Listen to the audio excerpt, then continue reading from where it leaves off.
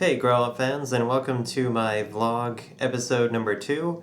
I've kind of nicknamed this the Grauvlog, and what I'm doing is cataloging kind of the steps that I take to write a novel. I'm now starting over for time number 3 with the second Grauwelt novel. If you'll check out the video before this one, I kind of explain how and why that is. So at this stage, I wanted to give you kind of an idea of how I make an outline. I like to simplify a lot of things that I do, so my methods here might be a little bit more simplistic than some other people's, but I like to keep things simple, and I think that's really the most effective way to get it done. As I talked about in my last video, I keep a lot of notebooks. You may have remembered this one from the last video. It says Ideas for Grauwelt there on the front, and this is one of many different notebooks that I keep, and I'm always dreaming up, this would be cool to see, or I think that would be interesting, or this is how I see this character or plot line developing.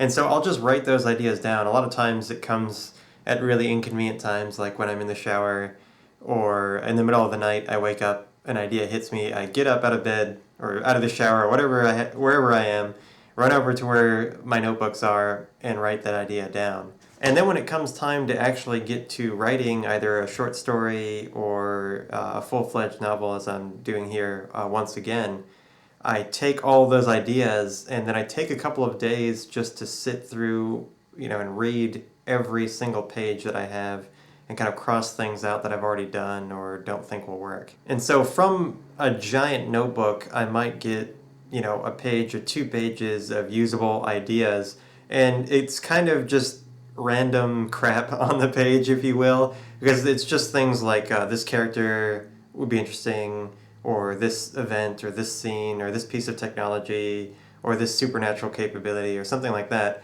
So it's not really a story, you just have a bunch of all of these jumbled ideas that you think would be interesting to use. So then what I do with that group of interesting ideas is I start making an outline. And the reason that an outline is so important is that it kind of keeps you on track throughout the entire thing. If you're in a multi-stage sort of endeavor like writing a book or writing music or building a building, you have to have a blueprint to kind of guide you through the process so that you stay true to it and you don't go off the path too far. So here I will show you real quick. I suppose you could zoom in on that and take a look, but this is draft number 3 of the outline. It is maybe 20 pages long, and what I do is in capital letters I just write, prologue, chapter 1, chapter 2, etc. And all these lines here just kind of give the basics of what's going to happen in each one of those scenes. And at this point, all I'm doing is organizing the way that the story is going to flow. It doesn't really include anything like dialogue or the character's inner thoughts. It just kind of glosses over those points. It just says, this character is going to do this activity, this thing is going to happen, they meet at this point, this random event takes place, etc. And what you're doing at this stage is just lining all of these scenes up, kind of like you would in a movie or a book. And you just line these scenes up one after another so that you get a continuous flow of things until you tell a story from beginning to end. And then what I do after that is get some index cards like this one. You'll see here this says prologue at the top, and it lists sort of the same information but in an even more condensed version than what I have on that page. I do recommend anyone doing anything that revolves around like multiple steps to use index cards. I have like thousands of blank index cards that I've bought and used for everything. They're really great. And the reason that they're so good is that you can shuffle them very easily. So when I have the outline done, I then summarize even further what the scenes are about on index cards, and then I can lay them out and look at them. I can read through them much more quickly and think, okay, well this scene doesn't quite make sense here. What if I move it over here? All I have to do is shift the index card, read through that again. Does it make sense? Change it. And the descriptions are so brief that you can write a new index. If you have to change a whole chapter, just the idea about it or the placement, it may take you 30 or 60 seconds to write that out again. And then what I do when I'm actually getting down to the writing part of that, which will be in the next video, is I have a couple of corkboards in my office room, and then I'll put on one corkboard all of the index cards in order so I can look at the entire thing, kind of like a storyboard like you'll see for a movie. And then you can just move the index cards around and change the titles if you need to help you keep the flow that you're looking for. So as you might be able to tell, I'm not super rigid when it comes to using an outline. To me, it's not like an architect's blueprint.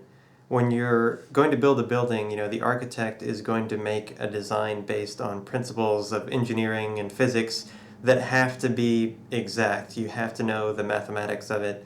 You have to put it together in such a way based on the fundamentals of, you know, physics on how it's going to work, and then the builders have to do that exactly. Any changes, any unanticipated changes can be disastrous when it comes to architecture.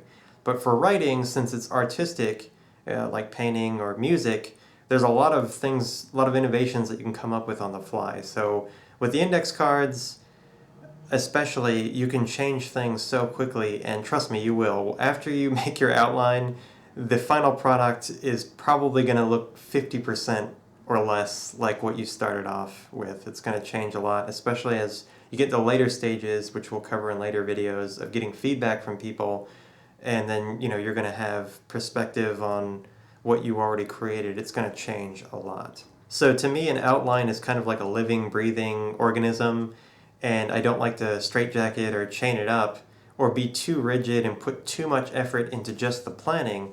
I'd rather keep my outline light and simple and just let it guide me, and I can change it as it goes along. I don't want to make it too dense or put too much effort into it, because really, as much as I hate to say it, you're just going to throw a lot of it out the window. So don't spend too much time on your outline. I mean, that's not to say that you shouldn't put effort into it, but it will change. You have to realize what it is and ultimately what purpose it serves. So what we're going to do in the next video is kind of take these index cards and then start writing the chapters. I've already started on that right now, and I'll cover that in the next video. So it becomes pretty self-explanatory, I think. At this point, if you have it on your pages or index cards, you look at it, okay, well, I'm starting at the prologue. This is what I have to write about. And you don't have to think about every other thing. You've already planned out how it's going to flow. So you can just sit down, look at the prologue or chapter 1 or chapter 2, what have you. The way I look at them is kind of like in a capsule. I don't think of them as one continuous piece when I'm inside of it writing it. I just think this is a self-contained unit. I have my objectives here written down on paper, and I'm just going to sit here and write it as if it were almost a short story. It's just a little vignette, and then you put the little vignettes together, and then you have a story, and then you'll have to refine it after that. So we'll cover that in the next video. In the meantime, I'd like you guys to tell me what you do to stay organized in projects like this. I don't know if you guys make outlines kind of like this or in a different way, or maybe you don't use them at all. And don't forget to rate and share this video and subscribe to the Grauwelt channel. I'll talk to you guys next time. Bye.